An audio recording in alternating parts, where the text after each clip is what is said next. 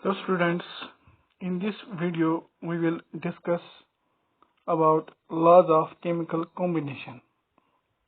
The laws of chemical combination are actually the laws which are based on experiments that were performed by scientists sometime before. These laws are very helpful in development of Dalton's atomic theory. As you know, Dalton's atomic theory was based on the laws of chemical combination. These laws are guiding laws to know how and why different elements combine. Dear students, you know that different elements combine to form different kinds of compounds. Actually, these are the laws of chemical combination which provide us various principles which help us to find out how a compound is formed. There are basically many laws of chemical combination, but here in your class we have to study about two laws of chemical combination. One is law of conservation of mass and second is law of constant proportion. Now let us see first what is law of conservation of mass. Law of conservation of mass was given by a French chemist whose name was Antonio Lavoisier, and this was given in 1774. According to this law, the mass can neither be created nor destroyed during a chemical reaction. Whenever a chemical reaction takes place, the mass remains constant.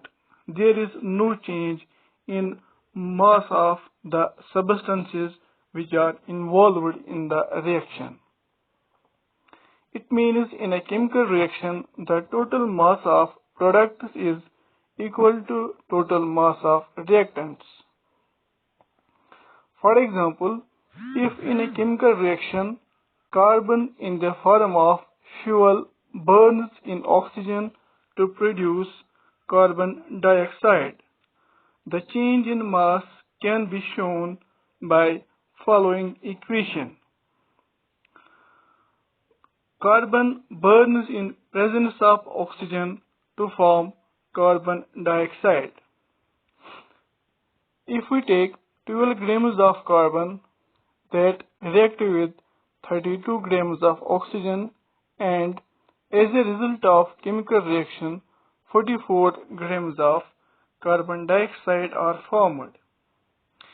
Here in this equation or reaction, mass of reactants is equal to 12 plus 32, that becomes 44 grams, while as the mass of product formed here, that is carbon dioxide, is 44 grams.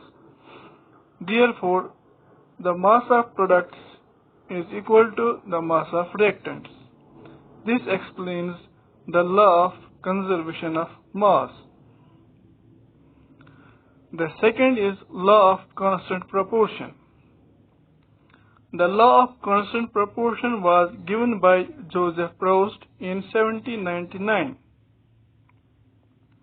According to this law, the elements combine to form compounds in a definite proportion by mass.